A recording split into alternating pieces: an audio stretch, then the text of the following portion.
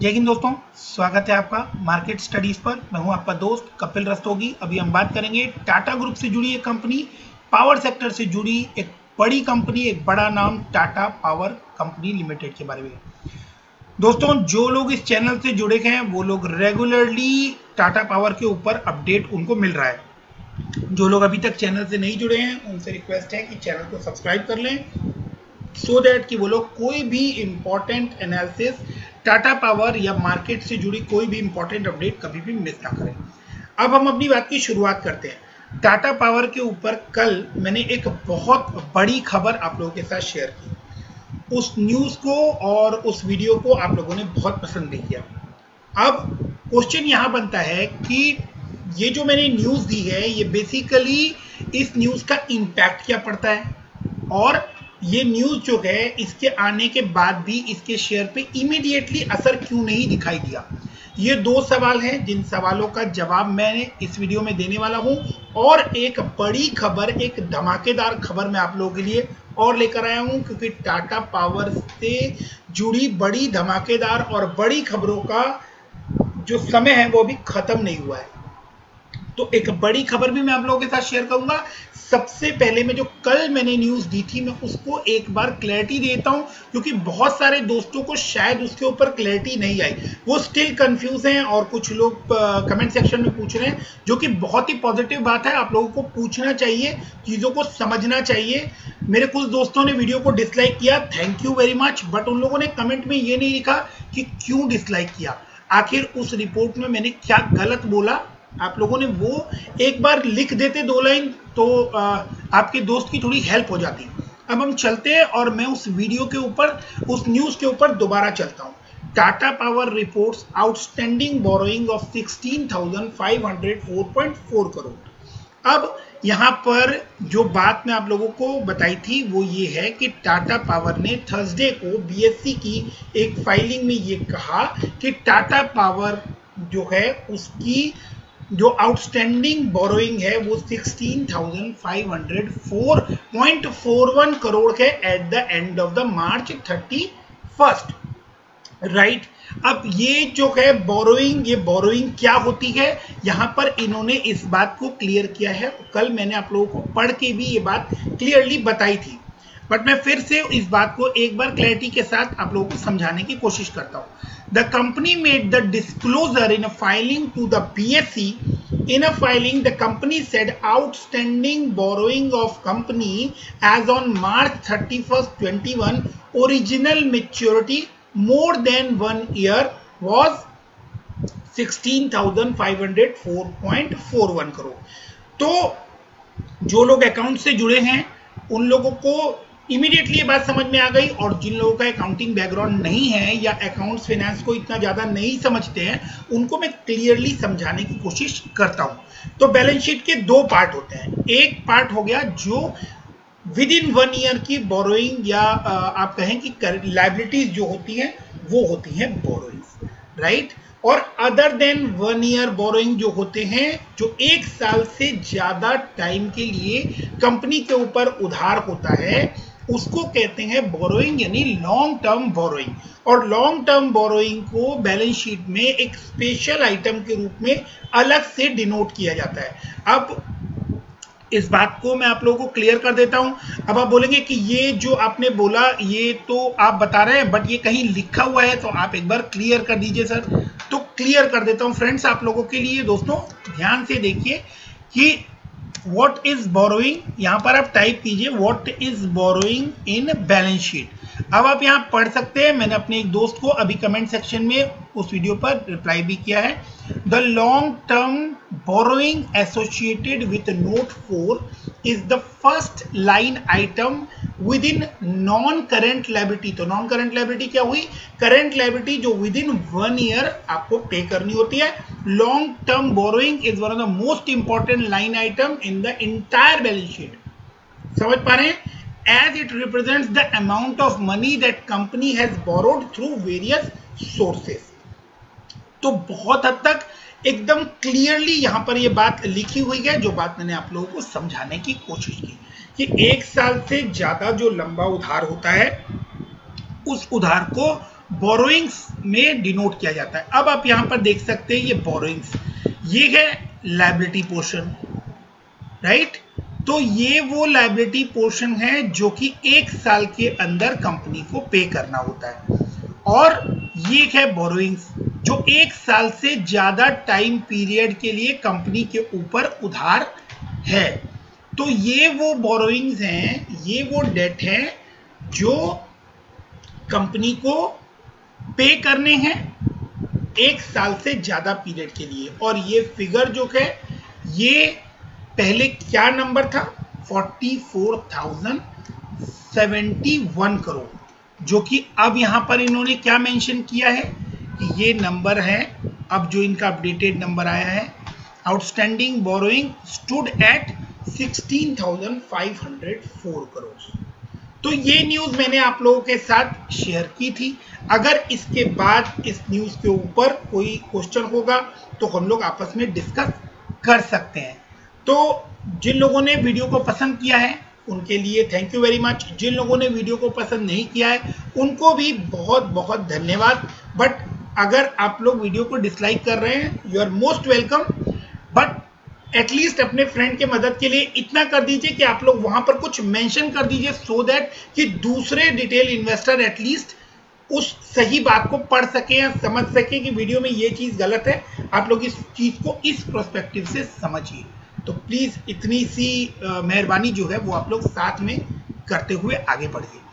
अब हम लोग बात करते हैं कि टाटा पावर के जो काम हुआ है, आज के दिन का कारोबार आपने देखा कुछ नीचे ही ये बंद हुआ या फ्लैट मूवमेंट लेकर ये बंद होता हुआ दिखाई दिया, जिसकी वजह से कुछ लोग परेशान है कि ये जो है शेयर इसमें आज मूवमेंट क्यों नहीं दिखाई दी। तो दोस्तों लॉन्ग टर्म बोरोइंग जो है वो कम कब हुए हैं, अभी करंटली आपको आज की डेट में ये न्यूज निकलकर या कल की डेट में ये न्यूज निकलकर आती हुई दिखाई दे रही है।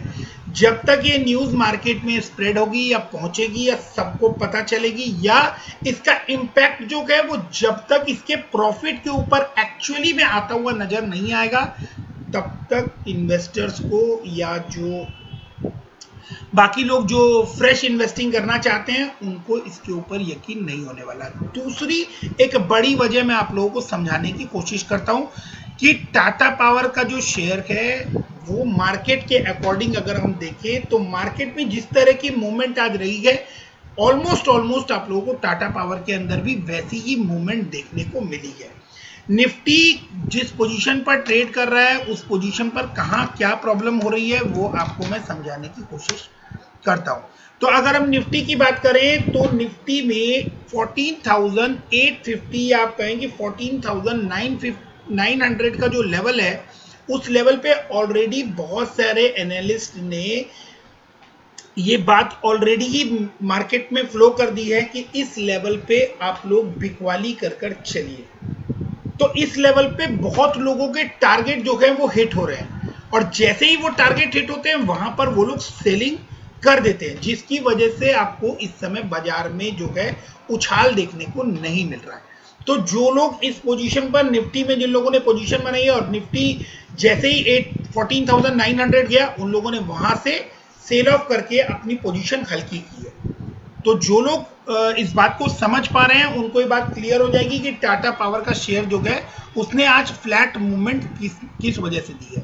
दूसरी बात, जब ये बोरोइंग्स कम होंगी तो इसका इफेक्ट कहां पर पड़ता हुआ दिखाई देगा।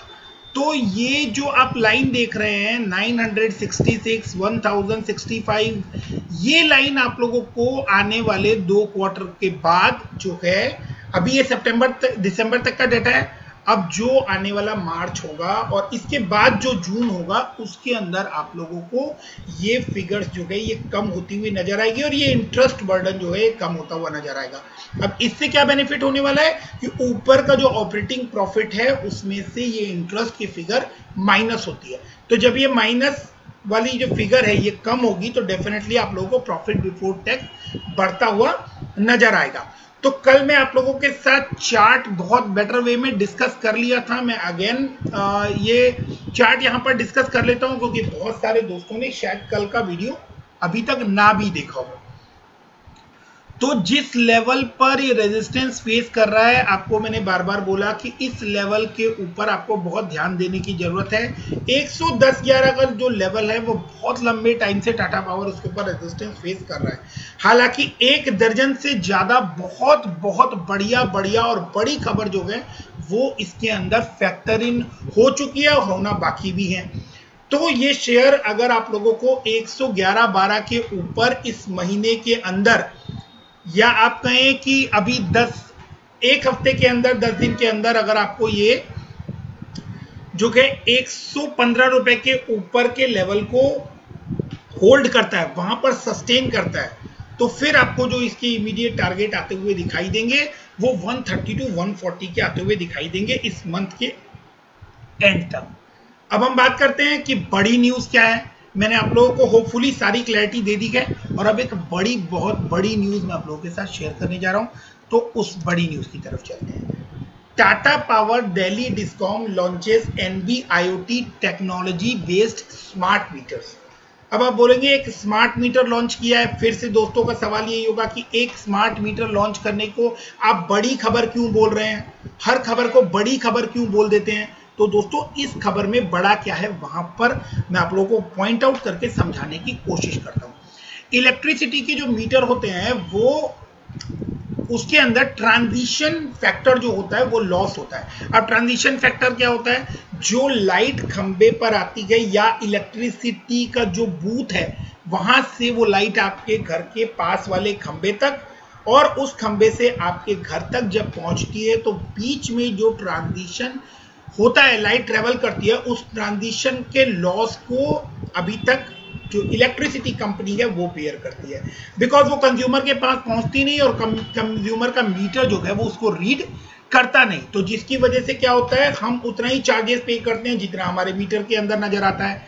और जो मेनली इलेक्ट्रिसिटी सप्लाई होती है और जो ट्रांजिशन हमारे पास होता है वो अगर इंडिविजुअल बेसिस पे देखेंगे तो वह अमाउंट शायद बहुत ही मार्जिनल होगा, बट जब ग्रुप एज अ होल और कंसोलिडेटेड वे में आप देखेंगे तो वो जो चार्जेस हैं वो बहुत बड़े लेवल पर कंपनी को बियर करने पड़ते हैं। तो इतने बड़े लेवल पर जब चार्जेस बियर होते हैं तो उसका इंपैक्ट जो है वो कंपनी के प्रॉफिट के ऊपर आता हुआ दिखता है।